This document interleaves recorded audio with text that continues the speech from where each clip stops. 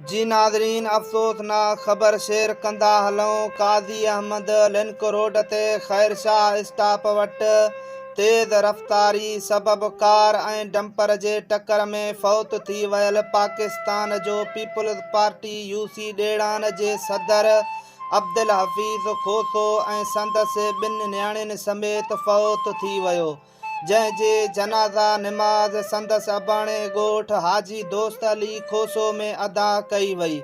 निमाज़ जनाज़ा में काज़ी अहमद समेत मुख़्तलिफ़ इलाइक़नि जी सियासी समाजी वकील सहाफ़ी वॾे तादाद में माण्हुनि शिरकत कई। मरहूम जे जनाज़ा निमाज़ खॼण वक़्तु कोहराम मची वियो। मरहूम खे संदसि अबाणे क़ब्रिस्तान में दफ़न कयो वियो।